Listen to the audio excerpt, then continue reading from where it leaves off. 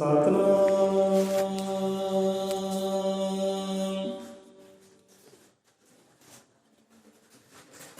ਬੋਲੇ ਸੋ ਨਿਰਭੈ ਪ੍ਰਭੂ ਵਾਲਮੀਕੀ ਮਹਾਰਾਜ ਜੀ ਕੀ ਜੈ।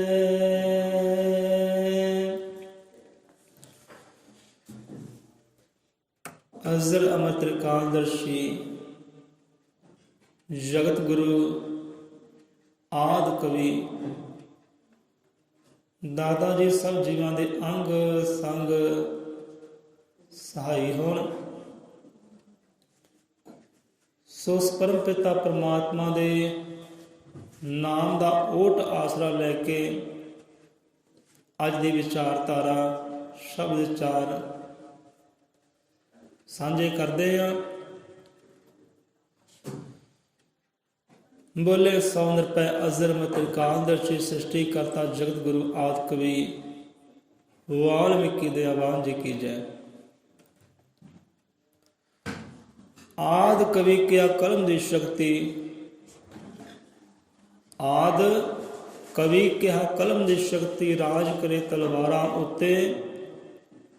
ਆਦਿ ਵਾਸੀਏ ਜੁਗਾਂ ਜੁਗਾਂ ਤੋਂ ਪੂਰਨਨਾਥ ਜਗਾ ਦੇ ਸੁੱਤੇ। ਸੋ ਇੱਥੇ ਪਰਮ ਪਿਤਾ ਪਰਮਾਤਮਾ ਉਹ ਆਦਿ ਕਵੀ ਖੁਦ ਫਰਮਾਨ ਕਰਦੇ ਨੇ, ਹੁਕਮ ਕਰਦੇ ਨੇ ਆਪਣੇ ਦਾਸਾਂ ਨੂੰ, ਆਪਣੇ ਪਿਆਰਿਆਂ ਨੂੰ ਕਿ ਕਲਮ ਦੀ ਸ਼ਕਤੀ ਦੇ ਨਾਲ ਸੁੱਤੇ ਹੋਏ ਜਜ਼ਬਾਤਾਂ ਨੂੰ ਜਗਾਉਣਾ ਕਰਦੇ ਹੋ। ਆਦਿ ਕਵੀ ਕਿਹਾ ਕਲਮ ਦੀ ਸ਼ਕਤੀ ਰਾਜ ਕਰੇ ਤਲਵਾਰਾਂ ਉੱਤੇ। ਉੱਥੇ ਭੀਮ ਰਾਓ ਜੀ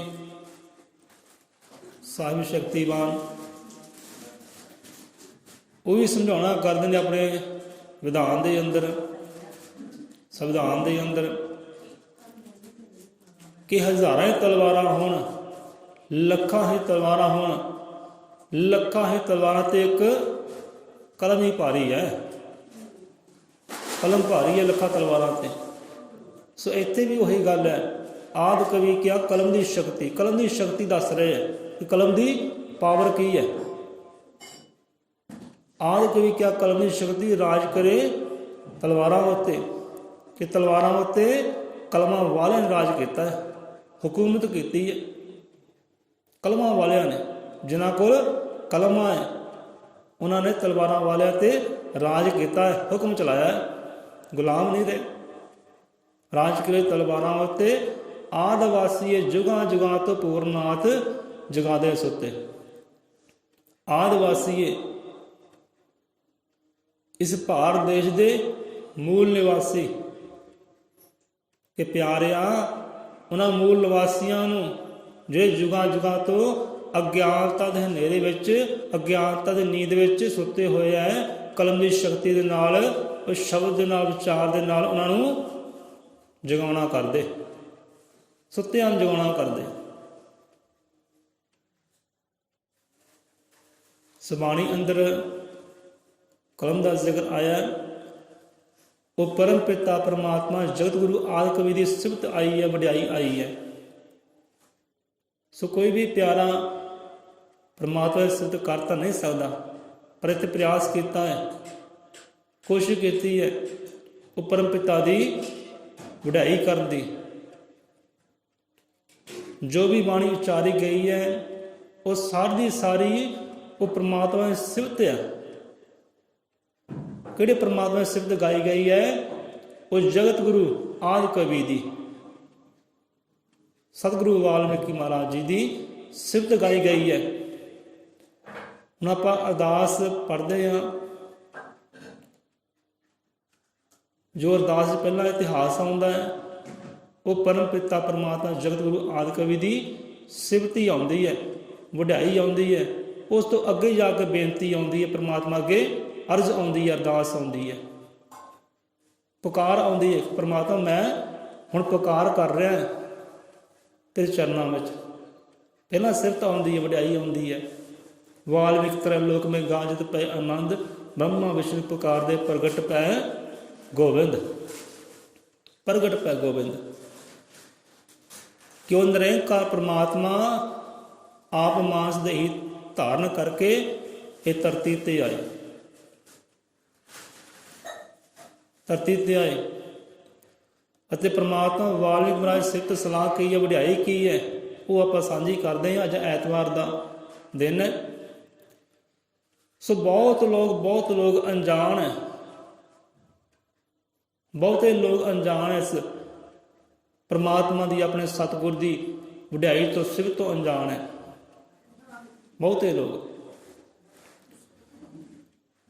ਸੋ ਆਪਾਂ ਪਹਿਲਾਂ ਵੀ ਕਹਿੰਦੇ ਆਏ ਹਾਂ ਕਿ ਭਾਈ ਅਦਬ ਆਪਣੇ ਗੁਰੂਆਂ ਦਾ, ਰਹਿਬਰਾਂ ਦਾ, ਸੰਤਾਂ ਦਾ, ਆਪਣੇ ਰੱਬ ਦਾ ਅਦਬ, ਜਿੰਨਾ ਤੁਸੀਂ ਅਦਬ ਕਰੋਗੇ ਉਨਾ ਅਦਬ, ਉਨਾ ਸਤਿਕਾਰ ਸੰਸਾਰ ਤੁਹਾਡਾ ਕਰੇਗਾ। ਇਹ ਪੱਕੀ ਗੱਲ ਹੈ।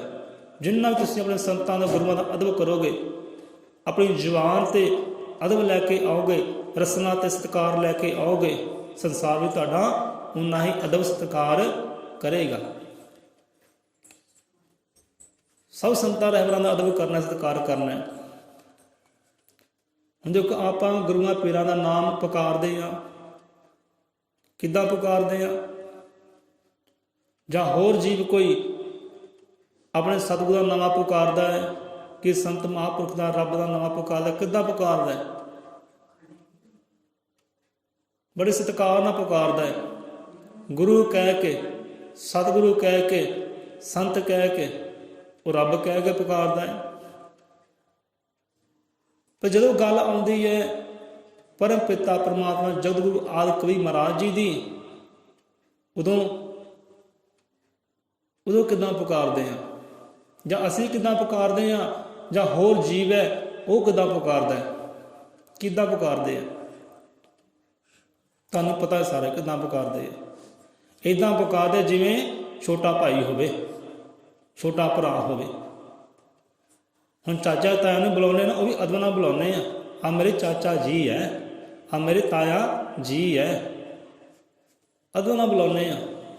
ਜੇ ਜਗਤ ਗੁਰੂ ਦੀ ਗੱਲ ਆਉਂਦੀ ਹੈ, ਆਦਿ ਕਵੀ ਦੀ ਗੱਲ ਆਉਂਦੀ ਹੈ, ਉਦੋਂ ਭਰਾਵਾਂ ਦੇ ਬਾਅਦ ਜਿਵੇਂ ਛੋਟਾ ਭਾਈ ਹੋਵੇ। ਬਹੁਤੇ ਲੋਕ ਹੈ ਉੱਦਾਂ ਕਹਿਣਾ ਕਿ ਮੈਂ ਭਾਈ ਅਦਬ ਕਰਦਾ, ਮੈਂ ਸਤਿਕਾਰ ਕਰਦਾ। ਇਹ ਕਦਾ ਅਦਬ ਸਤਿਕਾਰ ਹੋਇਆ? ਆਪਣੇ ਆਪ ਤੋਂ ਨੀਵਾਂ ਦੱਸ ਕੇ ਰਸਨਾ ਤੇ ਨਾਮਾ ਲੈ ਕੇ ਆਉਣਾ, ਉਹ ਵੀ ਸੰਪੂਰਨ ਨਹੀਂ, ਪੂਰਨ ਨਹੀਂ, ਉਹ ਵੀ ਅਧੂਰਾ, ਉਹ ਵੀ ਅਧੂਰਾ। ਮੈਂ ਇੱਥੇ ਸਿਫਤ ਕੀ ਹੈ, ਵਡਿਆਈ ਕੀ ਹੈ? ਪਰਮ ਪਿਤਾ ਪਰਮਾਤਮਾ ਜਗਤ ਗੁਰੂ ਆਦਿ ਕਵੀ ਜੀ।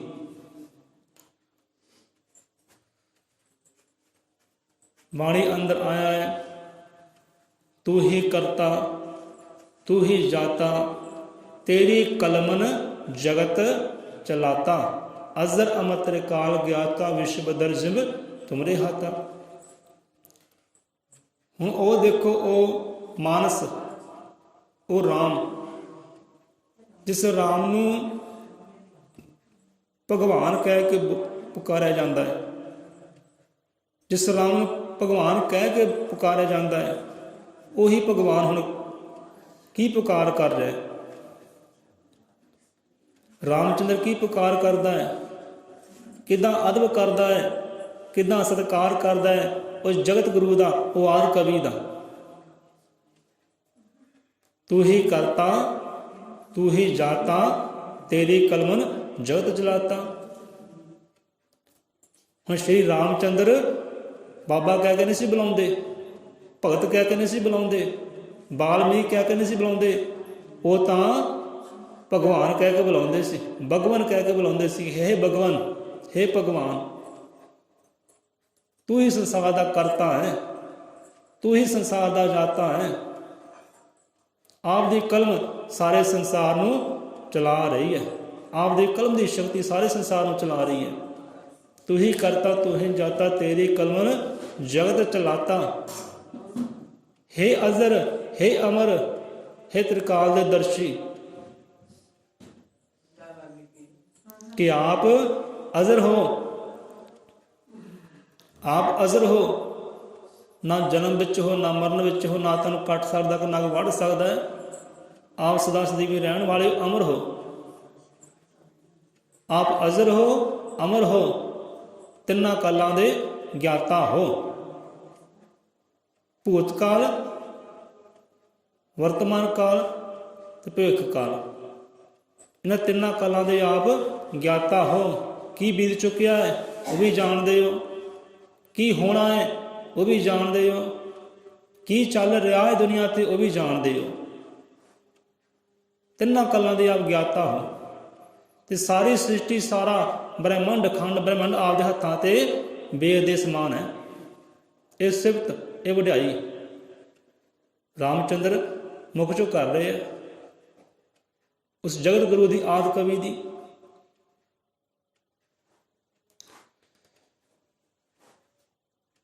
तू ही करता तू ही जाता तेरी कमल जगत चलाता, अजर अमर तेरे काल ज्ञाता विश्व दर जम तुमरे हाथा। ये रामचंद्र मुख चो फरमान करते हैं, सिफत गाँदे, वड्याई गाँदे हैं और जगत गुरु की, वो आदि कवि की।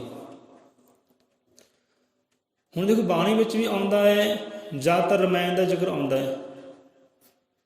लोग भी कहते हैं कि बाबा वाल्मीकि जी ने रमायण की रचना की, सिर्फ रमायण की रचना की। रमायण की है, रमायण विच की है? हुण रमायण देखो, कहते वाल्मीकियां का धार्मिक ग्रंथ है रमायण, वो धार्मिक ग्रंथ नहीं है, वो साडा धार्मिक ग्रंथ बिल्कुल भी नहीं है। रमायण की है? रमायण संसारी ग्रंथ है। रमायण नूं आपां राजनीतिक ग्रंथ भी कह सकते हैं। रमायण दे विच की लिखिया है, की उच्चारण किया, की समझाउणा किया है, किदां संसार ते फतेह पाउणी है, किदां धर्म नूं चढ़दे पासे लैके जाना है, धर्म बारे दस्सिया है। राजनीति भरपूर है, किदां छल कपड़ दे नाल किसी नूं हराउणा है, उत्ते फतेह हासिल करनी है, भाई तो भाई किदां मरवाउणा है, वो राजनीति रमायण दे विच है। धर्म की गल भी है, राजनीति की भी है।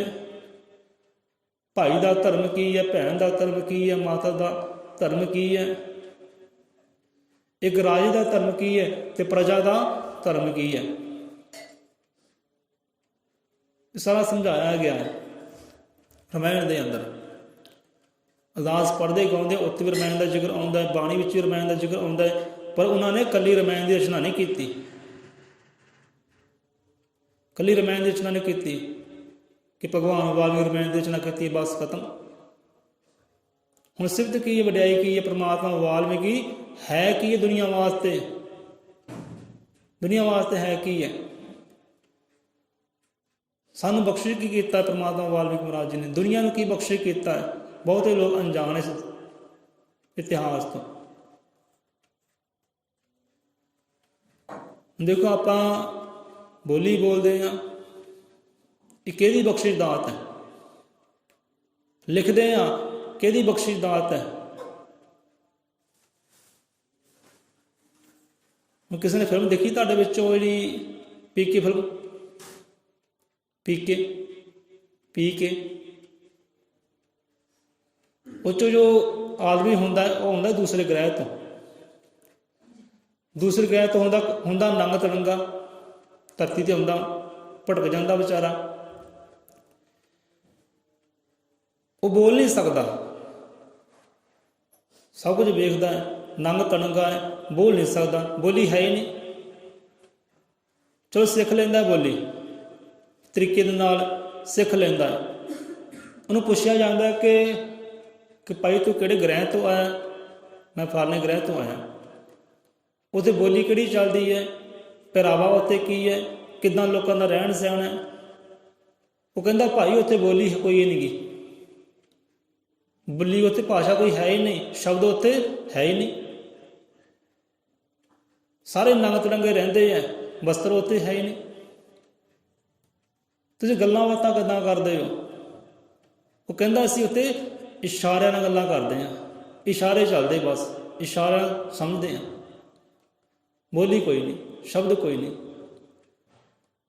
ਅਤੇ ਸਟਾਰਟਿੰਗ ਵਿੱਚ ਹੈ ਵੀ ਇੱਦਾਂ ਹੀ ਸੀ, ਬਿਲਕੁਲ ਸੱਚੋ ਸੱਚ ਹੈ। ਧਰਤੀ 'ਤੇ ਕੋਈ ਬੋਲੀ ਨਹੀਂ ਸੀ, ਧਰਤੀ 'ਤੇ ਕੋਈ ਸ਼ਬਦ ਨਹੀਂ ਸੀ, ਕੋਈ ਬੋਲੀ ਨਹੀਂ ਸੀ, ਕੋਈ ਭਾਸ਼ਾ ਨਹੀਂ ਸੀ। ਭਾਸ਼ਾ ਕਿੱਦਾਂ ਚੱਲੀ, ਕੌਣ ਚਲਾਉਣ ਵਾਲਾ, ਇਹ ਸ਼ਬਦ ਕਿੱਦਾਂ ਚੱਲਿਆ? ਜਿਵੇਂ ਆਪਾਂ ਬਾਣੀ ਪੜ੍ਹੀ ਗਈ ਹੈ, ਪੰਛੀ ਪ੍ਰੇਮ ਲਗਨ ਚਿਤਕਾਰੀ, ਨਰ ਕੋ ਮਾਰਾ ਦੁਸ਼ਟ ਸਿਕਾਰੀ, ਆਇਆ ਨਾ ਉੱਥੇ, ਪੰਛੀ ਪ੍ਰੇਮ ਲਗਨ ਚਿਤਕਾਰੀ, ਨਰ ਕੋ ਮਾਰਾ ਦੁਸ਼ਟ ਸ਼ਿਕਾਰੀ। ਸ਼ਰਾਬ ਦੀ ਆ ਜੋ ਸ਼ਬਦ ਉਚਾਰ, ਬਣ ਗਈ ਬਾਣੀ ਤਾਰਨਹਾਰ। ਇੱਥੋਂ ਚੱਲੀ ਬਾਣੀ, ਇੱਥੋਂ ਚੱਲੀ ਇਹ ਸ਼ਬਦ, ਇੱਥੋਂ ਚੱਲੀ ਇਹ ਭਾਸ਼ਾ, ਇੱਥੋਂ ਚੱਲੀ ਇਹ ਬੋਲੀ। ਇਹ ਦੁਨੀਆ ਦਾ ਪਹਿਲਾ ਸ਼ਬਦ ਹੈ, ਦੁਨੀਆ ਦਾ ਪਹਿਲਾ ਸ਼ਲੋਕ ਹੈ ਜੋ ਪ੍ਰਮਾਤਮਾ ਵਾਲਮੀਕ ਮਹਾਰਾਜ ਨੇ ਆਪਣੇ ਮੁਖ 'ਚ ਉਚਾਰਨ ਕੀਤਾ। ਦੁਨੀਆ ਦਾ ਪਹਿਲਾ ਸ਼ਬਦ, ਪਹਿਲੀ ਭਾਸ਼ਾ ਸੰਸਕ੍ਰਿਤ। ਮਾਨ ਨਿਸ਼ਾਦ ਪ੍ਰਤਿਸ਼ਾਂਟ, ਮਾਨ ਨਿਸ਼ਾਦ ਪ੍ਰਤਿਸ਼ਾਂਤ, ਇਹ ਪਹਿਲਾ ਸ਼ਬਦ ਹੈ, ਪਹਿਲਾ ਸ਼ਲੋਕ ਹੈ ਦੁਨੀਆ ਦਾ। ਇਹ ਸ਼ਬਦ ਦੇ ਅੰਦਰ ਪੂਰਾ ਬ੍ਰਹਿਮੰਡ ਹੀ ਹੈ। ਉਚਾਰਨ ਵਾਲਾ ਕੌਣ ਹੈ? ਇਹ ਸ਼ਬਦ ਸਤਿਗੁਰੂ ਵਾਲਮੀਕੀ, ਆਦਿ ਕਵੀ ਜਿਹਨੂੰ ਕਹਿੰਦੇ, ਆਦਿ ਕਵੀ। ਗੁਰੂਆਂ ਨੇ ਆਦਿ ਕਵੀ ਕਿਹਾ ਹੈ, ਪਰ ਅੱਜ ਦਾ ਮਾਨਵ ਕਹਿੰਦਾ ਚਾਹੇ ਨਾ ਕਹਿੰਦਾ, ਇਹ ਕੋਈ ਪਰੇ ਦੀ ਗੱਲ ਹੈ। ਗੁਰੂਆਂ ਨੇ ਆਦਿ ਕਵੀ ਕਿਹਾ ਹੈ, ਕਰਤਾ ਪੁਰਖ ਕਿਹਾ ਹੈ, ਲੇਖ ਵਿਦਾਤਾ ਕਿਹਾ ਹੈ, ਆਦਿ ਕਵੀ। ਕਲਮ ਚਲਾਈ ਉਹਨਾਂ ਨੇ, ਸ਼ਬਦ ਚਲਾਏ। ਹੁਣ ਦੁਨੀਆ ਦਾ ਪਹਿਲਾ ਸ਼ਲੋਕ ਇਹ ਹੈ, ਸ਼ਬਦ ਇਹ ਹੈ, ਬੋਲੀ ਇਹ ਹੈ ਸੰਸਕ੍ਰਿਤ। ਪੰਛੀ ਪ੍ਰੇਮ ਲਗਨ ਚਿਤਕਾਰੀ, ਨਰ ਕੋ ਮਾਰਾ ਦੁਸ਼ਟ ਸਿਕਾਰੀ। ਦੇਖਾ ਜਬ ਜੇ ਕੌਤਕ ਸਾਰਾ, ਅੰਤਰ ਹਿਰਦੇ ਉਤਰੀ ਧਾਰਾ। ਸ਼ਰਾਬ ਦੀਆ ਸ਼ਬਦ ਉਚਾਰ, ਬਣ ਗਈ ਬਾਣੀ ਤਾਰਨਹਾਰ। ਬਾਣੀ ਕਿਹਨੂੰ ਕਹਿੰਦੇ ਹੈ? ਬੋਲੀ ਨੂੰ, ਸ਼ਬਦਾਂ ਨੂੰ। ਆਪਾਂ ਜੋ ਬੋਲਦੇ ਹਾਂ ਕੀ ਹੈ? ਇਹ ਬਾਣੀ ਹੈ। ਬਾਣੀ ਚੰਗੀ ਵੀ ਹੋ ਸਕਦੀ ਹੈ ਤੇ ਬਾਣੀ ਮੰਦੀ ਵੀ ਹੋ ਸਕਦੀ ਹੈ। ਹਾਂ ਵੀ ਭਾਈ ਆਪਣੀ ਬਾਣੀ ਨੂੰ ਵਿਸ਼ਰਾਮ ਦੇ, ਚੰਗੀ ਨਹੀਂ ਹੈ ਬਾਣੀ ਨੂੰ ਵਿਸ਼ਰਾਮ ਦੇ, ਕਹਿੰਦੇ ਨਾ ਆਪਾਂ, ਆਪਣੀ ਬਾਣੀ ਨੂੰ ਆਰਾਮ ਦੇ ਭਾਈ, ਬਾਣੀ ਚੰਗੀ ਨਹੀਂ ਹੈ। ਸੋ ਇੱਥੋਂ ਚੱਲੀਏ ਬਾਣੀ, ਇੱਥੋਂ ਚੱਲਿਆ ਸ਼ਬਦ, ਇੱਥੋਂ ਚੱਲੀਏ ਬੋਲੀ। ਤੇ ਬੋਲੀ ਬਖਸ਼ਣ ਵਾਲਾ ਜਗਤ ਗੁਰੂ ਆਦਿ ਕਵੀ ਵਾਲਮੀਕੀ ਭਗਵਾਨ। ਆਪਾਂ ਬੋਲੀ ਬੋਲਦੇ ਹਾਂ ਨਾ, ਇਹ ਬੋਲੀ ਵੀ ਉਹਦੀ ਬਖਸ਼ੀ ਹੋਈ ਹੈ, ਕਿਸੇ ਹੋਰ ਦੀ ਨਹੀਂ ਹੈ। ਕਹਿੰਦੇ ਸਾਨੂੰ ਵਾਲਮੀਕੀ ਜੀ ਨੇ ਦਿੱਤਾ ਕੀ ਹੈ? ਉਹ ਹੈ ਕੀ ਹੈ ਸਾਡੇ ਵਾਸਤੇ? ਸਾਡੇ ਗੁਰੂ ਤਾਂ ਭਾਈ ਹੋਰ ਹੀ ਹੈ, ਉਹਦਾ ਆਪਾਂ ਅਦਬ ਕਰਦੇ, ਉਹਦਾ ਸਤਿਕਾਰ ਕਰਦੇ। ਅਸੀਂ ਨਹੀਂ ਜਾਣਦੇ ਕਿਸੇ ਵਾਲਮੀਕੀ ਨੂੰ। ਉਹਨੇ ਕਿਸ ਨੂੰ ਦਿੱਤਾ? ਉਹਨੇ ਤੁਹਾਨੂੰ ਬੋਲੀ ਦਿੱਤੀ ਹੈ, ਲਿਖਤ ਦਿੱਤੀ ਹੈ, ਕਲਮ ਦਿੱਤੀ ਹੈ, ਕਲਮ ਦੀ ਸ਼ਕਤੀ ਦਿੱਤੀ ਹੈ। ਇਹ ਗੀਤ ਸੰਗੀਤ, ਜਿੰਨੇ ਰਾਗ ਹੈ, ਜਿੰਨੇ ਸੁਰ ਹੈ, ਜਿੰਨੀਆਂ ਬਾਣੀਆਂ, ਜਿੰਨੀਆਂ ਕਹਾਣੀਆਂ, ਇਹ ਸਾਰੀਆਂ ਉਹਦੀਆਂ ਬਖਸ਼ੀਆਂ ਹੋਈਆਂ। ਸੋ ਪਹਿਲਾ ਸ਼ਬਦ ਉਚਾਰ ਕੀਤਾ, ਸੰਸਕ੍ਰਿਤ ਭਾਸ਼ਾ ਹੋਈ ਹੈ। ਅਤੇ ਅੱਜ ਜੋ ਸੰਸਾਰ ਦੇ ਅੰਦਰ ਜਿੰਨੀਆਂ ਭਾਸ਼ਾ ਬੋਲੀਆਂ ਜਾਂਦੀਆਂ ਹੈ, ਉਹ ਸਾਰੀਆਂ ਸੰਸਕ੍ਰਿਤ ਤੋਂ ਵਿੱਚੋਂ ਹੀ ਨਿਕਲੀਆਂ। ਅਤੇ ਸੰਸਕ੍ਰਿਤ ਦੇ ਪਿਤਾਮਾ ਜਿਹੜੇ, ਉਹ ਪਰਮ ਪਿਤਾ ਪਰਮਾਤਮਾ ਜਗਤ ਗੁਰੂ ਆਦਿ ਕਵੀ ਵਾਲਮੀਕੀ ਭਗਵਾਨ ਹੈ। ਸੰਸਕ੍ਰਿਤ ਦੇ ਪਿਤਾਮਾ, ਪਿਤਾ, ਸੰਸਕ੍ਰਿਤ ਦੇ ਪਿਤਾ ਵਾਲਮੀਕੀ ਮਹਾਰਾਜ ਹੀ ਹੈ। ਅਤੇ ਜਿੰਨੀਆਂ ਭਾਸ਼ਾ ਬੋਲੀ ਜਾਂਦੀਆਂ ਸੰਸਾਰ ਅੰਦਰ, ਸਾਰੀਆਂ ਸੰਸਕ੍ਰਿਤ ਤੋਂ ਵਿੱਚੋਂ ਹੀ ਨਿਕਲੀਆਂ। ਸਿਫਤ ਕਿਹਦੀ, ਵਡਿਆਈ ਕਿਹਦੀ ਹੈ? ਉਸ ਜਗਤ ਗੁਰੂ ਆਦਿ ਕਵੀ ਵਾਲਮੀਕੀ ਮਹਾਰਾਜ ਜੀ ਦੀ। ਸੋ ਗ੍ਰੰਥਾਂ ਦੀ ਗੱਲ ਆਈ, ਬਾਣੀਆਂ ਦੀ ਗੱਲ ਆਈ। ਕਹਿੰਦੇ ਰਮਾਇਣ ਦੀ ਰਚਨਾ ਕੀਤੀ ਹੈ, ਕਦੀ ਰਮਾਇਣ ਦੀ ਸਹੀ ਰਚਨਾ ਕੀਤੀ ਹੈ। ਹੁਣ ਸਭ ਤੋਂ ਪਹਿਲਾ ਗ੍ਰੰਥ ਰਚਿਆ ਹੈ ਅਕਸ਼ਰ ਲਕਸ਼ਰ। ਅਕਸ਼ਰ ਲਕਸ਼ਰ ਗ੍ਰੰਥ ਰਚਿਆ ਉਹਨਾਂ ਨੇ ਪਹਿਲਾਂ, ਦੁਨੀਆ ਦਾ ਪਹਿਲਾ ਗ੍ਰੰਥ ਅਕਸ਼ਰ ਲਕਸ਼ਰ। ਉਹ 'ਚ ਹੈ ਕੀ ਹੈ? ਉਹਦੇ ਵਿੱਚ ਪਰਮਾਤਮਾ ਨੇ, ਸਤਿਗੁਰਾਂ ਨੇ ਸੋਝੀ ਕਰਵਾਈ ਹੈ ਦੁਨੀਆ ਨੂੰ, ਅੱਖਰਾਂ ਦੀ, ਸ਼ਬਦਾਂ ਦੀ, ਬੋਲਣਾ ਸਿਖਾਉਣਾ ਕੀਤਾ ਹੈ। ਉਹ ਸਮਾਂ ਸੀ ਬੋਲੀ ਕੋਈ ਨਹੀਂ ਸੀ, ਸਾਰੇ ਇਸ਼ਾਰੇ ਨਾਲ ਗੱਲਾਂ ਕਰਦੇ ਸੀ, ਨੰਗ ਤੜਗੇ ਸੀ, ਇਸ਼ਾਰੇ ਨਾਲ ਗੱਲਾਂ ਹੁੰਦੀਆਂ ਸੀ, ਇਸ਼ਾਰੇ ਸਮਝਦੇ ਸੀ, ਬੋਲੀ ਕੋਈ ਨਹੀਂ ਸੀ। ਸ਼ਬਦ ਤੁਰੇ ਹੈ, ਅੱਖਰ ਤੁਰੇ ਹੈ, ਤਾਂ ਹੀ ਬੋਲੀ ਤੁਰੀ ਹੈ। ਹੁਣ ਦੇਖੋ, ਬੱਚਾ ਪੈਦਾ ਹੁੰਦਾ ਹੈ, ਤੁਸੀਂ ਉਹਨੂੰ ਬੁਲਾਓ ਨਾ, ਖਾਲੀ ਇਸ਼ਾਰੇ ਕਰੋ, ਤੁਹਾਡੇ ਇਸ਼ਾਰੇ ਨੂੰ ਸਮਝੇਗਾ। ਜਿੰਨਾ ਚਿਰ ਤੁਸੀਂ ਬੋਲਦੇ ਨਹੀਂਗੇ ਕਿ ਕਾਕਾ ਪਾਪਾ ਕਹਿ, ਬੱਚਾ ਮੰਮੀ ਕਹਿ, ਦੀਦੀ ਕਹਿ, ਉਹਨਾਂ ਚਿਰ ਉਹ ਬੋਲ ਨਹੀਂ ਸਕਦਾ। ਇਹ ਹੈ ਕੀ ਹੈ? ਪਾਪਾ ਹੈ, ਮੰਮੀ ਹੈ, ਦੀਦੀ ਹੈ, ਕੀ ਹੈ? ਇਹ ਹੈ ਤਾਂ ਸ਼ਬਦ ਹੀ ਹੈ ਨਾ, ਸ਼ਬਦਾਂ ਦਾ ਇਕੱਠ ਹੈ। ਇਹ ਸ਼ਬਦ ਉਚਾਰਦੇ ਤਾਂ ਬੱਚਾ ਸਮਝਦਾ ਹੈ। ਉਹ ਵੀ ਫਿਰ ਇੱਕ ਦਿਨ ਪਾਪਾ ਬੋਲਦਾ ਹੈ, ਮੰਮਾ ਬੋਲਦਾ ਹੈ, ਦੀਦੀ ਬੋਲਦਾ ਹੈ। ਹੁਣ ਸ਼ਬਦ ਕੰਨਾਂ ਅੰਦਰ ਗਏ ਤੇ ਬੋਲਿਆ। ਜੇ ਸ਼ਬਦ ਨਾ ਬੋਲਦੇ, ਉਹ ਬੋਲ ਕਦੇ ਸਕਦਾ ਹੀ ਨਹੀਂ, ਕਦੇ ਬੋਲ ਸਕਦਾ ਹੀ ਨਹੀਂ। ਇੰਨੇ ਸ਼ਬਦਾਂ ਅੰਦਰ ਪਾਵਰ ਹੈ। ਤੇ ਸ਼ਬਦ ਉਚਾਰਨ ਵਾਲਾ ਜਗਤ ਗੁਰੂ ਆਦਿ ਕਵੀ ਵਾਲਮੀਕੀ ਮਹਾਰਾਜ ਹੈ, ਸਭਨਾਂ ਦਾ ਦਾਤਾ। ਸ਼ਬਦ ਗੁਰੂ ਵੀ ਕਿਹਾ ਉਹਨਾਂ ਨੂੰ ਬਾਣੀ ਅੰਦਰ, ਵਾਕ ਗੁਰੂ ਵਾਲਮੀਕੀ, ਸ਼ਬਦ ਗੁਰੂ ਵਾਲਮੀਕੀ, ਆਦਿ ਗੁਰੂ ਵਾਲਮੀਕੀ, ਜੁਗਾਦ ਗੁਰੂ ਵਾਲਮੀਕੀ। ਸਮਝੋ ਕਿਤੇ ਬਾਣੀ ਨੂੰ। ਦੇਖੋ, ਸਕੂਲਾਂ ਵਿੱਚ ਜਾਂਦੇ ਆ, ਪਹਿਲਾਂ ਕੀ ਸਿਖਾਇਆ ਜਾਂਦਾ ਹੈ? ਆਪਾਂ ਸਕੂਲੇ ਗਏ ਆ, ਸਾਨੂੰ ਸਿਖਾਇਆ ਗਿਆ 35 ਅੱਖਰੀ ਪੰਜਾਬੀ ਦੀ, 35 ਅੱਖਰੀ, ਊੜਾ ਐੜਾ ਈੜੀ ਸੱਸਾ ਹਾਹਾ। ਟੀਚਰ ਨੇ ਸਿਖਾਇਆ ਕਿ ਊੜਾ ਆ ਬੋਲਦਾ ਹੈ, ਊੜਾ ਇੱਥੇ ਲੱਗਣਾ, ਐੜਾ ਇੱਥੇ ਲੱਗਣਾ।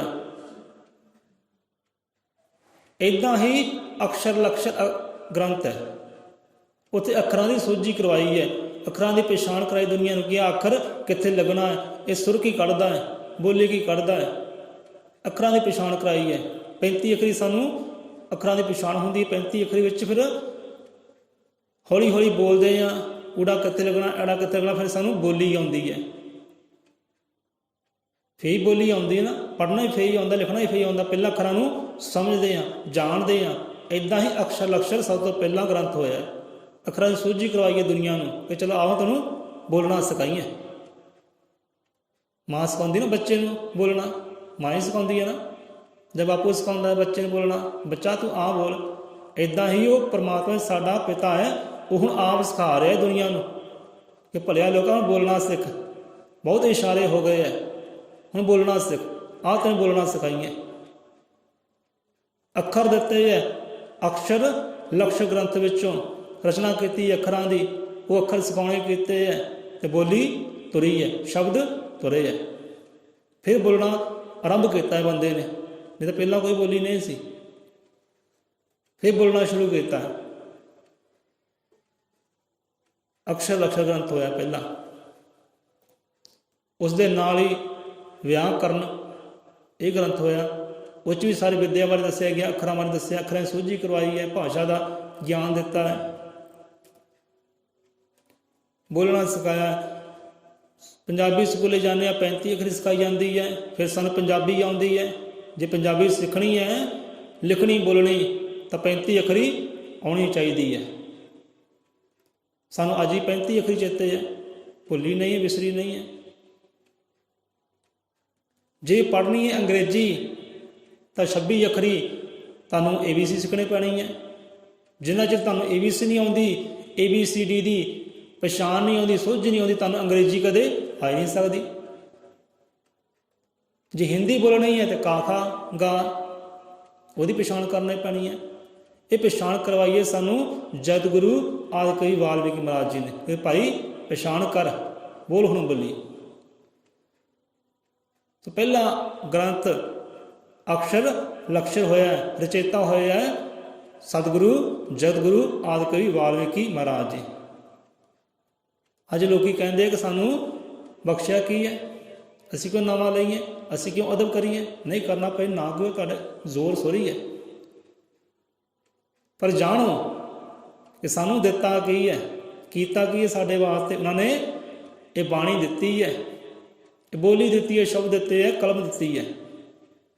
ਅਤੇ ਕਲਮ ਨਾਲ ਬੰਦੇ ਦੀ ਵਡਿਆਈ ਹੈ, ਸਿਫਤ ਹੈ। ਵਿੱਦਿਆ ਨਾਲ, ਗਿਆਨ ਦੇ ਨਾਲ ਸਿਫਤ ਹੈ ਬੰਦੇ ਦੀ। ਸਾਨੂੰ ਗਿਆਨ ਦਿੱਤਾ ਹੈ, ਵਿਗਿਆਨ ਵੀ ਦਿੱਤਾ ਹੈ, ਸਾਨੂੰ ਗਿਆਨ ਵੀ ਦਿੱਤਾ ਅਤੇ ਵਿਗਿਆਨ ਵੀ ਦਿੱਤਾ ਇਹਨਾਂ ਨੇ। ਵਿਗਿਆਨ ਵੀ ਉੱਥੋਂ ਹੀ ਤੁਰਿਆ ਹੈ। ਵਿਗਿਆਨ ਦੀ ਸ਼ਕਤੀ ਜਿਹੜੀ ਹੈ ਉਹ ਵੀ ਉਹਨਾਂ ਨੇ ਤੋਰੀ ਹੈ, ਉਹ ਵੀ ਕਿਤੇ ਆਪਾਂ ਸਾਂਝੀ ਕਰਾਂਗੇ। ਸੋ ਗ੍ਰੰਥ ਹੋਇਆ ਅਕਸ਼ਰ ਲਕਸ਼ਰ। ਇਸ ਤੋਂ ਬਾਅਦ ਬ੍ਰਹਮ ਸੇ ਬ੍ਰਾਹਮਣ ਤੱਕ ਪ੍ਰਕਿਰਤੀ ਗ੍ਰੰਥ ਲਿਖੇ ਹੈ। ਆਤਮ ਕਥਾ ਆਪਾਂ ਅਰਦਾਸ ਪੜ੍ਹਦੇ ਕਹਿੰਦੇ ਨਾ, ਪੜ੍ਹੇ ਸੁਣੇ ਜੋ ਅਮਰ ਕਥਾ, ਇਹ ਉਹੀ ਗ੍ਰੰਥ ਦੀ ਗੱਲ ਹੈ। ਆਤਮ ਕਥਾ, ਆਤਮ ਕਥਾ ਦਾ ਉਹਨੇ ਗ੍ਰੰਥ ਦੀ ਰਚਨਾ ਕੀਤੀ, ਆਤਮ ਕਥਾ ਗ੍ਰੰਥ ਹੈ। ਮਾਨਸ ਚਰਿੱਤਰ ਹੋਇਆ, ਰਾਮ ਮਾਨਸ ਚਰਿੱਤਰ ਗ੍ਰੰਥ ਲਿਖਿਆ, ਸ਼ਬਦ ਸਾਰ ਲਿਖਿਆ, ਸੱਤਿਆ ਸਰੂਪ ਲਿਖਿਆ ਹੈ, ਸ੍ਰਿਸ਼ਟੀ ਨਿਰਮਾਣ ਲਿਖਿਆ ਹੈ। ਇੱਦਾਂ ਹੀ ਜਿਸ ਨੂੰ ਆਪਾਂ ਕਹਿੰਦੇ ਹਾਂ ਯੋਗ ਵਿਸ਼ਿਸ਼ਟ ਬਾਣੀ ਆਪਾਂ ਪੜ੍ਹੀ ਗਈ ਹੈ, ਬਾਣੀ ਗਾਈ ਗਈ ਹੈ, 3 ਵਾਰ ਜ਼ਿਕਰ ਆਇਆ ਹੈ ਯੋਗ ਵਿਸ਼ਿਸ਼ਟ ਦਾ। ਹੁਣ ਜੋ ਪਹਿਲਾ ਗ੍ਰੰਥ ਸੀ, ਹੁਣ ਕਹਿੰਦੇ ਆ ਰਮਾਇਣ ਇਹਨਾਂ ਲੋਕਾਂ ਦਾ ਧਾਰਮਿਕ ਗ੍ਰੰਥ ਹੈ। ਧਾਰਮਿਕ ਗ੍ਰੰਥ ਨਹੀਂ, ਉਹ ਰਾਜਨੀਤਿਕ ਗ੍ਰੰਥ ਹੈ। ਕੋਈ ਵੀ ਪੜ੍ਹ ਸਕਦਾ ਹੈ, ਸਿੱਖਿਆ ਲੈ ਸਕਦਾ ਹੈ, ਕਿੱਦਾਂ ਵੱਢ ਵਢਾਂਗੇ ਕਰਕੇ ਹੁਕੂਮਤ ਕਰਨੀ ਹੈ ਸਿੱਖ ਸਕਦਾ ਹੈ।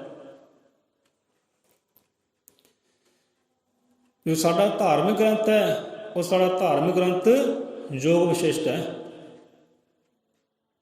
ਯੋਗ ਵਿਸ਼ਿਸ਼ਟ ਦੇ ਅੰਦਰ ਕੀਤਾ ਕੀ ਦੱਸਿਆ ਕੀ ਹੈ? ਧਰਮ ਬਾਰੇ ਦੱਸਿਆ ਹੈ। ਧਰਮ, ਅਰਥ, ਕਾਮ, ਮੋਕਸ਼, ਆਤਮਾ, ਪਰਮਾਤਮਾ, ਮਨ, ਇਹ ਮਾਨਸ, ਇਹ ਮਨੁੱਖ ਦੇ ਸਾਰੇ ਅੰਗਾਂ ਬਾਰੇ ਦੱਸਿਆ, ਸਿਰ ਤੋਂ ਲੈ ਕੇ ਪੈਰਾਂ ਤੱਕ। ਬਣਤ ਕਿੱਦਾਂ ਬਣੀ ਹੈ ਇਨਸਾਨ ਦੀ, ਕਿੱਦਾਂ ਰੂਪ ਵਿੱਚ ਆਇਆ, ਕਿੱਦਾਂ ਸ਼ਕਲ ਵਿੱਚ ਆਇਆ, ਇਹ ਆਪਣਾ ਕਿਰਦਾਰ ਨਿਭਾ ਕਿੱਦਾਂ ਰਿਹਾ ਹੈ, ਕਿੱਦਾਂ ਚੱਲਦਾ ਫਿਰਦਾ, ਕਿੱਦਾਂ ਬੋਲਦਾ ਹੈ, ਉਹ ਸਾਰਾ ਯੋਗ ਵਿਸ਼ਿਸ਼ਟ ਦੇ ਅੰਦਰ ਹੈ। ਸਾਡਾ ਧਾਰਮਿਕ ਗ੍ਰੰਥ ਯੋਗ ਵਿਸ਼ਿਸ਼ਟ ਹੈ। ਅਤੇ ਯੋਗ ਵਿਸ਼ਿਸ਼ਟ ਦਾ ਪਹਿਲਾ ਨਾਮ ਯੋਗ ਵਿਸ਼ਿਸ਼ਟ ਨਹੀਂ ਸੀ, ਉਹਦਾ ਨਾਮ ਸੀ ਮੋਕਸ਼ ਪਾਏ। ਕੀ ਸੀ ਨਾਮ? ਮੋਕਸ਼ ਪਾਏ। ਚੇਤਾ ਰੱਖਿਓ, ਪੁੱਛਣਾ ਵੀ ਆਪਾਂ ਬਾਅਦ ਤੁਹਾਡੇ ਕੋਲ। ਯੋਗ ਵਿਸ਼ਿਸ਼ਟ ਦਾ ਪਹਿਲਾ ਨਾਮ ਮੋਕਸ਼ ਪਾਏ ਗ੍ਰੰਥ ਸੀ। ਮੋਕਸ਼ ਪਾਏ ਪੂਰੀ ਕਾਇਨਾਤ ਦਾ, ਬ੍ਰਹਿਮੰਡ ਦਾ, ਪ੍ਰਕਿਰਤੀ ਦਾ, ਆਤਮਾ ਦਾ, ਪਰਮਾਤਮਾ ਦਾ, ਧਰਮ ਦਾ, ਅਰਥ, ਕਾਮ, ਮੋਕਸ਼, ਮੁਕਤੀ, ਉਹ ਸਾਰਾ ਵਿਚਾਰ ਯੋਗ ਵਿਸ਼ਿਸ਼ਟ ਦੇ ਅੰਦਰ ਹੈ। ਮੋਕਸ਼ ਪਾਏ ਗ੍ਰੰਥ ਦੇ ਅੰਦਰ ਹੈ। 32,000 ਉਹਦੇ ਸ਼ਲੋਕ ਹੈ। ਰਚਨਹਾਰ ਇੱਕੋ ਹੀ ਹੈ, ਪਰਮ ਪਿਤਾ ਪਰਮਾਤਮਾ ਜਗਤਗੁਰੂ ਆਦਿ ਕਵੀ ਵਾਲਮੀਕ ਮਹਾਰਾਜ ਜੀ। ਸੋ 14 ਗ੍ਰੰਥ ਲਿਖੇ ਹੈ। 14 ਗ੍ਰੰਥਾਂ ਦੀ ਉਹਨਾਂ ਇਕੱਲਿਆਂ ਨੇ ਰਚਨਾ ਕੀਤੀ ਹੈ। ਲੋਕੀ ਜਾਣ ਕਿਉਂ ਨਹੀਂ ਸਕੇ, ਪਛਾਣ ਕਿਉਂ ਨਹੀਂ ਸਕੇ? ਕਿਉਂਕਿ ਕਿਤੇ ਵੀ ਉਹਨਾਂ ਨੇ ਆਪਣਾ ਨਾਮਾ ਦਰਜ ਨਹੀਂ ਕੀਤਾ। ਇਹ ਹੈ ਰੱਬ ਦੀ ਵਡਿਆਈ, ਇਹ ਹੈ ਪਰਮਾਤਮਾ ਦੀ ਸਿਫਤ। ਉਹ ਕਿਤੇ ਵੀ ਆਪਣਾ ਨਾਮਾ ਨਹੀਂ ਛੱਡਦਾ। ਆਪਾਂ ਕੋਈ ਵੀ ਕਾਰਜ ਕਰਦੇ ਨਾ, ਉੱਥੇ ਮੋਹਰ ਛੱਡ ਆਉਂਦੇ ਆ ਕਿ ਆਹ ਮੈਂ ਕੀਤਾ। ਗੁਰੂਆਂ ਪੀਰਾਂ ਸੰਤਾਂ ਦੇ ਬਾਣੀਆਂ ਲੈ ਲਓ, ਉੱਥੇ ਮੋਹਰ ਲੱਗੀ ਹੈ ਸੰਤਾਂ ਦੀ, ਗੁਰੂਆਂ ਦੀ ਮੋਹਰ ਲੱਗੀ ਹੈ, ਆਪਣੇ ਨਾਵੇਂ ਲਿਖੇ ਹੈ ਕਿ ਫਲਾਣੇ ਗੁਰੂ ਦੀ ਬਾਣੀ ਹੈ, ਫਲਾਣੇ ਗੁਰੂ ਦਾ ਸ਼ਬਦ ਹੈ। ਪਰ ਇੱਕੋ ਪਰਮਾਤਮਾ ਹੈ। ਕਲਮ ਚਲਾਈ ਹੈ, ਵਿਦਿਆ ਚਲਾਈ ਹੈ, ਗਿਆਨ ਚਲਾਇਆ, ਵਿਗਿਆਨ ਚਲਾਇਆ, ਗੀਤ ਸੰਗੀਤ ਦਿੱਤਾ ਹੈ ਸੰਸਾਰ ਨੂੰ, ਪਰ ਕਿਤੇ ਵੀ ਨਾਮ ਹੀ ਹੈ ਨਹੀਂ। ਬਾਣੀ ਅੰਦਰ ਕਿਤੇ ਉਹਨਾਂ ਦਾ ਨਾਮ ਹੀ ਹੈ ਨਹੀਂ ਕਿ ਅਸੀਂ ਇਹ ਰਚਨਾ ਕੀਤੀ ਹੈ। ਨਹੀਂ, ਕਿ ਪਰਮਾਤਮਾ ਇੱਦਾਂ ਨਹੀਂ ਕਰਦਾ। ਉਹ ਕਿਤੇ ਵੀ ਆਪਣੀ ਮੋਹਰਾਂ ਨਹੀਂ ਲਾਉਂਦਾ। ਜੇ ਮੋਹਰਾਂ ਲਾਉਣੀਆਂ ਹੁੰਦੀਆਂ ਨਾ, ਬੰਦੇ ਦੇ ਮੋਹਰਾਂ ਲੱਗੀਆਂ ਹੋਣੀਆਂ ਸੀਆਂ ਕਿ ਆਹ ਹਿੰਦੂ ਆ, ਮੁਸਲਮਾਨ ਹੈ, ਸਿੱਖ ਹੈ, ਈਸਾਈ ਹੈ, ਮੋਹਰਾਂ ਲੱਗੀਆਂ ਹੋਣੀਆਂ ਸੀ। ਕਿਉਂਕਿ ਉਹ ਕਿਤੇ ਵੀ ਆਪਣੀ ਮੋਹਰ ਨਹੀਂ ਲਾਉਂਦਾ, ਕਿਤੇ ਮੋਹਰ ਨਹੀਂ ਲਾਉਂਦਾ, ਆਪਣੀ ਆਪ ਦਿਖਾਉਂਦਾ ਨਹੀਂ ਕਿ ਮੈਂ ਕੀਤਾ ਹੈ। ਬੰਦਾ ਕਰਦਾ ਹੈ, ਮੋਹਰ ਛੱਡ ਕੇ ਆਉਂਦਾ ਹੈ ਆਪਣੀ ਕਿ ਮੈਂ ਇਹ ਕੀਤਾ ਹੈ। ਰੱਬ ਨਹੀਂ ਇੱਦਾਂ ਕਰਦਾ। ਇਸ ਕਰਕੇ ਬੰਦਾ ਉਹਨਾਂ ਨੂੰ ਜਾਣ ਹੀ ਨਹੀਂ ਸਕਿਆ, ਪਛਾਣ ਨਹੀਂ ਸਕਿਆ ਉਹ ਕੀ ਕਰਨ ਵਾਲੇ, ਕੀਤਾ ਕੀ ਉਹਨਾਂ ਨੇ, ਇਸ ਕਰਕੇ ਪਛਾਣ ਨਹੀਂ ਸਕਿਆ, ਅਣਜਾਣ ਹੈ। ਸੋ ਸੰਸਕ੍ਰਿਤ ਭਾਸ਼ਾ ਹੋਈ ਹੈ ਦੁਨੀਆ ਦੀ ਪਹਿਲੀ ਭਾਸ਼ਾ। ਦੂਸਰੀ ਭਾਸ਼ਾ ਹੋਈ ਹੈ ਦਰਾਵੜ ਭਾਸ਼ਾ। ਪਹਿਲੀ ਸੰਸਕ੍ਰਿਤ ਪਿਤਾਮਾ ਵਾਲਮੀਕੀ, ਸੰਸਕ੍ਰਿਤ ਤੇ ਦੂਜੀ ਭਾਸ਼ਾ ਨਿਕਲੀ ਹੈ ਦਰਾਵੜ ਭਾਸ਼ਾ। ਉਸ ਤੋਂ ਅੱਗੇ ਜਾ ਕੇ ਅੰਗਰੇਜ਼ੀ ਨਿਕਲੀ ਹੈ, ਪੰਜਾਬੀ ਨਿਕਲੀ ਹੈ, ਹਿੰਦੀ ਲਿਖੀ ਹੈ, ਮਰਾਠੀ ਨਿਕਲੀ ਹੈ, ਸਾਰੀਆਂ ਉੱਥੋਂ ਹੀ ਨਿਕਲੀ ਹੈ। ਸੰਸਕ੍ਰਿਤ ਮਾਂ ਹੈ। ਕੌਮੀ ਗੱਲ ਗਿਆਨ ਪ੍ਰਕਾਸ਼ ਦੀ ਬਾਣੀ ਅੰਦਰ ਵੀ ਆਉਂਦਾ ਹੈ ਕਿ ਸੰਸਕ੍ਰਿਤ ਸਾਰੀਆਂ ਭਾਸ਼ਾਵਾਂ ਦੀ ਮਾਂ ਹੈ। ਉੱਥੇ ਮਾਂ ਆਉਂਦਾ ਹੈ ਕਿ ਸਾਰੇ ਧੀਆਂ ਪੁੱਤਰ ਹੈ ਇਹਦੇ, ਜਿੰਨੀਆਂ ਭਾਸ਼ਾਵਾਂ ਹੈ, ਜਿੰਨੀਆਂ ਬਾਣੀਆਂ, ਜਿੰਨੀਆਂ ਗ੍ਰੰਥ ਹੈ, ਜਿੰਨੇ ਵੇਦ ਸ਼ਾਸਤਰ ਹੈ, ਇਹ ਯੋਗ ਵਿਸ਼ਿਸ਼ਟ ਸੰਸਕ੍ਰਿਤ ਦੇ ਧੀਆਂ ਪੁੱਤਰ ਹੀ ਹੈ। ਕਿ ਜੋ ਕੁਛ ਯੋਗ ਵਿਸ਼ਿਸ਼ਟ ਦੀ ਬਾਣੀ ਅੰਦਰ ਹੈ, ਮੋਕਸ਼ ਪਾਏ ਗ੍ਰੰਥ ਵਿੱਚ ਹੈ, ਸਾਰਿਆਂ ਗ੍ਰੰਥਾਂ ਅੰਦਰ ਹੈ। ਮਾਂ ਜਿਹੜੀ ਸੰਸਕ੍ਰਿਤ ਹੈ, ਮਾਂ ਮੋਕਸ਼ ਪਾਏ ਗ੍ਰੰਥ ਹੈ। ਬਾਣੀਆਂ ਉੱਥੋਂ ਤੁਰੀਆਂ, ਇਹ ਕਹਾਣੀਆਂ ਉੱਥੋਂ ਤੁਰੀਆਂ, ਇਹ ਵਿਦਿਆ ਉੱਥੋਂ ਤੁਰੀ ਹੈ। ਇਹ ਬੋਲੀ ਜੋ ਅਸੀਂ ਬੋਲਦੇ ਹਾਂ ਸਾਰੀਆਂ ਉਹਨਾਂ ਦੀਆਂ ਬਖਸ਼ੀਆਂ ਹੋਈਆਂ ਹੈ। ਸੋ ਅਹਿਸਾਨ ਸ਼ੁਕਰਾਨਾ ਕਰਿਆ ਕਰੋ ਭਾਈ। ਸ਼ੁਕਰ ਹੈ ਜਗਤ ਗੁਰੂ ਆਦਿ ਕਵੀ ਤੇਰਾ ਸ਼ੁਕਰ ਹੈ। ਹੁਣ ਆਦਿ ਕਵੀ ਕਿਸੇ ਹੋਰ ਨੂੰ ਕਿਉਂ ਨਹੀਂ ਕਿਹਾ ਗਿਆ? ਬ੍ਰਹਮਾ ਹੋਏ, ਵਿਸ਼ਨੂੰ ਹੋਏ, ਮਹੇਸ਼ ਹੋਏ ਹੈ, ਦੇਵੀ ਦੇਵਤੇ ਦੇਵੀਆਂ ਹੋਈਆਂ, ਉਹਨਾਂ ਨੂੰ ਆਦਿ ਕਵੀ ਕਿਉਂ ਨਹੀਂ ਕਿਹਾ ਗਿਆ? ਕਿਉਂਕਿ ਜਿਹਨੇ ਕਲਮ ਚਲਾਈ ਹੈ, ਜਿਹਨੇ ਸ਼ਬਦ ਚਲਾਏ ਹੈ, ਬਾਣੀ ਚਲਾਈ ਹੈ, ਉਹਨੂੰ ਦਰਜਾ ਮਿਲਿਆ ਆਦਿ ਕਵੀ ਦਾ। ਜਿਹਦੀ ਹੱਥ ਵਿੱਚ ਕਲਮ ਹੈ ਉਹੀ ਆਦਿ ਕਵੀ ਹੈ। ਸੋ 7 ਅਰਬ 38 ਕਰੋੜ 50 ਲੱਖ 7 ਅਰਬ 38 ਕਰੋੜ 50 ਲੱਖ ਜੋ ਸ਼ਬਦ ਹੈ ਨਾ, ਇਹ ਸਾਰੇ ਮੋਕਸ਼ ਪਾਏ ਗ੍ਰੰਥ ਵਿੱਚ ਨਿਕਲੇ। 7 ਅਰਬ 38 ਕਰੋੜ 50 ਲੱਖ ਸ਼ਬਦਾਂ ਦਾ ਪ੍ਰਯੋਗ ਕੀਤਾ ਗਿਆ ਹੈ ਮੋਕਸ਼ ਪਾਏ ਯੋਗ ਸਿੱਧੀ ਬਾਣੀ ਚੋਂ ਲੈ ਕੇ, ਸ਼ਬਦਾਂ ਚੋਂ ਲੈ ਕੇ। 7099 ਭਾਸ਼ਾ ਹੈ ਸੰਸਾਰ ਤੇ, ਵੱਧ ਵੀ ਹੋ ਸਕਦੀਆਂ। 7099 ਭਾਸ਼ਾ ਹੈ ਸੰਸਾਰ ਤੇ ਸਾਰਿਆਂ ਦੀ ਮਾਂ ਜਿਹੜੀ ਉਹ ਸੰਸਕ੍ਰਿਤ ਹੈ। ਤੇ ਸੰਸਕ੍ਰਿਤ ਪਿਤਾਮਾ ਵਾਲਮੀਕੀ ਦਇਆਵਾਨ ਜੀ ਆਦਿ ਕਵੀ ਹੈ। ਸੋ ਅੱਜ ਵਾਸਤੇ ਇੰਨਾ ਹੀ ਬਹੁਤ ਹੈ। ਗ੍ਰੰਥ ਦੀ ਗੱਲ ਕਰਦੇ, ਉਹਨਾਂ ਨੇ ਆਯੁਰਵੈਦਿਕ ਗ੍ਰੰਥ ਵੀ ਲਿਖੇ ਹੈ। ਜੋ ਭਾਰਤ ਅੰਦਰ ਆਯੁਰਵੈਦਿਕ ਮੈਡੀਕਲ ਹੈ, ਆਯੁਰਵੈਦਿਕ ਗ੍ਰੰਥ ਵੀ ਉਹਨਾਂ ਨੇ ਲਿਖਣਾ ਕੀਤਾ ਹੈ। ਆ ਭਾਰਤ ਦੇ ਯੋਗ ਆਸਨ ਹੁੰਦੇ ਆ, ਇਹ ਪ੍ਰਦੇਸ਼ਾਂ ਵਿੱਚ ਵੀ ਹੁੰਦੇ ਯੋਗ ਆਸਨ। ਯੋਗ ਆਸਨ ਕਰਕੇ ਬੰਦਾ ਤੰਦਰੁਸਤ ਰਹਿੰਦਾ ਹੈ। ਯੋਗ ਆਸਨ ਉੱਪਰ ਵੀ ਉਹ ਆਦਿ ਕਵੀ ਗ੍ਰੰਥ ਪਹਿਲੇ ਲਿਖਣੇ ਕੀਤੇ ਸੀ। ਆਯੁਰਵੈਦਿਕ ਗ੍ਰੰਥ ਪਹਿਲੇ ਲਿਖਣੇ ਕੀਤੇ ਸੀ ਕਿ ਭਾਈ ਆ ਲਿਖ ਰਹੇ ਹਾਂ, ਜੋ ਪੜ੍ਹੇਗਾ, ਸੁਣੇਗਾ, ਵਿਚਾਰੇਗਾ, ਹਕੀਮ ਬਣ ਜਾਏਗਾ, ਵੈਦ ਬਣ ਜਾਏਗਾ, ਮਾਲਕ ਬਣ ਜਾਏਗਾ। 14 ਗ੍ਰੰਥਾਂ ਦੀ ਰਚਨਾ ਕੀਤੀ ਹੈ। ਜਿੰਨੇ ਦੁਨੀਆ ਤੱਕ ਗ੍ਰੰਥ ਹੈ, ਵੇਦ ਹੈ, ਸਾਰੇ ਉਹਨਾਂ ਦੀ ਰਚਨਾ ਹੈ। ਉੱਥੋਂ ਹੀ ਸਾਰੇ ਉਪਜੇ ਹੈ, ਉੱਥੋਂ ਹੀ ਸਾਰੇ ਜਨਮੇ ਹੈ। ਸਭ का दाता वही है। तू ही करता तू ही जाता, तेरी कलम जगत जगाता, अजर अमर तेरे काल ज्ञाता, विश्व बदर जब तुमरे हाथा। कि सब कुछ मालका तेरे हाथ में ही है। ये खंड ब्रह्मांड सब जीव जंतु तेरे हाथ में ही है।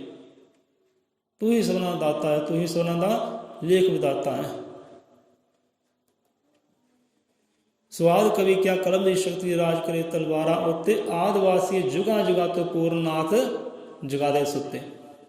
जे किसी ने जगाना किया है ना, शब्दां ने जगाना किया है, विद्या ने जगाना किया है, कलम की शक्ति ने जगाना किया है। इन्नी शक्ति है कलम के अंदर। सो इत्थे ही आपां विश्राम लेंदे आ। सुगले विचार किते फिर कर लांगे, क्योंकि परमात्मा सिफत सलाह करनी सौखी सौरी है, कर नहीं सकता कोई। उहदियां वड्याइयां की है, सिफतां क्यों की है उन्हां दी सिफतां, ये तो गुरु पातशाह रहबर भी हाथ जोड़ गए हैं कि नहीं मालका तेरियां सिफतां आपां कर नहीं सकते। तू बेअंत स्वामी है, तू बेअंत स्वामी है। सिफत तो वड्याइयां तो किते परे है, क्यों कर ही नहीं सकता। सो जानो पहचानो कि सिफतां की है, ਉਹਦੀਆਂ ਵਡਿਆਈਆਂ ਕੀ ਹੈ। ਸੋ ਅਦਬ, ਜਿੰਨਾ ਮੇਰਾ ਭਾਈਚਾਰਾ, ਜਿੰਨਾ ਮੇਰਾ ਸਮਾਜ ਸੁਣਦਾ ਹੋਵੇ ਤਾਂ ਪਹਿਲਾਂ ਆਪ ਅਦਬ ਕਰਨਾ ਸਿੱਖਣ, ਆਪਣੇ ਸੰਤਾਂ ਦਾ, ਗੁਰੂਆਂ ਦਾ, ਜਿਹਨੇ ਸਾਨੂੰ ਨਵਾਂ ਆਪਣਾ ਬਖਸ਼ਿਆ ਉਹਦਾ ਅਦਬ ਕਰਨਾ ਸਿੱਖਣ, ਸਤਿਕਾਰ ਕਰਨਾ ਸਿੱਖਣ। ਜੇ ਸਤਿਕਾਰ ਕਰਨਾ ਸਿੱਖ ਲਿਆ, ਅਦਬ ਕਰਨਾ ਸਿੱਖ ਲਿਆ, ਦੁਨੀਆ ਵੀ ਤੁਹਾਡਾ ਅਦਬ ਕਰੇਗੀ, ਸਤਿਕਾਰ ਤੁਹਾਡਾ ਕਰੇਗੀ। ਜੇ ਤੁਹਾਡੀ ਰਸਨਾ 'ਤੇ ਅਦਬ ਨਹੀਂ ਹੈ, ਸੰਤਾਂ ਮਹਾਂਪੁਰਖਾਂ ਨੂੰ ਲੈ ਕੇ, ਕੋਈ ਜਗਤ ਗੁਰੂ ਆਦਿ ਕਵੀ ਨੂੰ ਲੈ ਕੇ ਜੇ ਅਦਬ ਨਹੀਂ ਹੈ, ਸਤਿਕਾਰ ਨਹੀਂ ਹੈ, ਦੁਨੀਆ ਤੁਹਾਡਾ ਅਦਬ ਕਰ ਹੀ ਨਹੀਂ ਸਕਦੀ, ਕਦੇ ਨਹੀਂ ਕਰ ਸਕਦੀ। ਜੋ ਬੋਲੇ ਸੋ ਨਿਰਭੈ ਅਜ਼ਰ ਮਤਿ ਕਾਮਦਰਸ਼ੀ, ਸ੍ਰਿਸ਼ਟੀ ਕਰਤਾ ਜਗਤ ਗੁਰੂ ਆਦਿ ਕਵੀ, ਵਾਲਮੀਕਿ ਦਇਆਵਾਨ ਜੀ ਕੀ ਜੈ।